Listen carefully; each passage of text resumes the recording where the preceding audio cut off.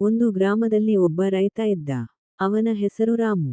ರಾಮು ತುಂಬಾ ಕಷ್ಟಪಟ್ಟು ದುಡಿಯುವವನು. ಅವನು ತನ್ನ ಸಣ್ಣ ಹೊಲದಲ್ಲಿ ಧಾನ್ಯ, ತರಕಾರಿ ಮತ್ತು ಹಣ್ಣುಗಳನ್ನು ಬೆಳೆಯುತ್ತಿದ್ದ. ಅವನ ಕುಟುಂಬವು ಅವನೊಂದಿಗೆ ಸಂತೋಷವಾಗಿ ಬಾಳುತ್ತಿತ್ತು.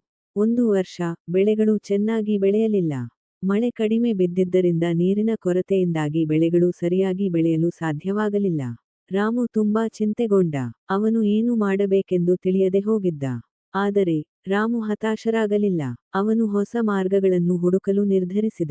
ಅವನು ಗ್ರಾಮದ ಹಿರಿಯರನ್ನು ಸಂಪರ್ಕಿಸಿ, ಹಳೆಯ ಕಾಲದ ಕೃಷಿ ತಂತ್ರಗಳ ಬಗ್ಗೆ ತಿಳಿದುಕೊಂಡ. ಅವರು ಅವನಿಗೆ ಮಳೆನೀರನ್ನು ಸಂಗ್ರಹಿಸುವುದು, ಮಣ್ಣಿನ ಗುಣಮಟ್ಟವನ್ನು ಸುಧಾರಿಸುವುದು ಮತ್ತು ಬೆಳೆಗಳನ್ನು ಬದಲಾಯಿಸುವುದು ಹೇಗೆ ಎಂದು ತಿಳಿಸಿದರು. ರಾಮು ಅವರ ಸಲಹೆಯನ್ನು ಪಾಲಿಸಿದ. ಮುಂದಿನ ವರ್ಷ, ರಾಮು ತನ್ನ ಹೊಲದಲ್ಲಿ ಹೊಸ ತಂತ್ರಗಳನ್ನು ಅನುಸರಿಸಿದ. ಅವನು ಮಳೆನೀರನ್ನು ಸಂಗ್ರಹಿಸಿ, ಕಾಲುವೆಗಳನ್ನು ತೋಡಿ, ಮತ್ತು ಜೈವಿಕ ಗೊಬ್ಬರವನ್ನು ಬಳಸಿದ. ಅವನು ಬೆಳೆಗಳನ್ನು ಬದಲಾಯಿಸಿ, ನೀರಿನ ಕಡಿಮೆ ಬೇಡಿಕೆಯಿರುವ ಬೆಳೆಗಳನ್ನು ಬೆಳೆದ. ಫಲಿತಾಂಶವು ಅದ್ಭುತವಾಗಿತ್ತು. ಅವನ ಹೊಲದಲ್ಲಿ ಚೆನ್ನಾಗಿ ಬೆಳೆ ಬಂದಿತು, ಮತ್ತು ಅವನ ಕುಟುಂಬವು ಸಂತೋಷದಿಂದ ಬಾಳಿತು. ರಾಮು ತನ್ನ ಅನುಭವವನ್ನು ಇತರ ರೈತರೊಂದಿಗೆ ಹಂಚಿಕೊಂಡ.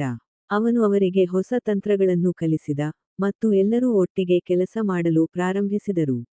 ಕ್ರಮೇಣ, ಗ್ರಾಮದ ಎಲ್ಲಾ ರೈತರ ಜೀವನವು ಸುಧಾರಿಸಿತು.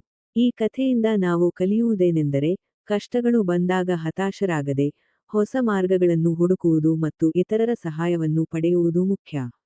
ಕಷ್ಟಪಟ್ಟು ದುಡಿದರೆ, ಯಶಸ್ಸು ಖಂಡಿತವಾಗಿಯೂ ಸಿಗುತ್ತದೆ.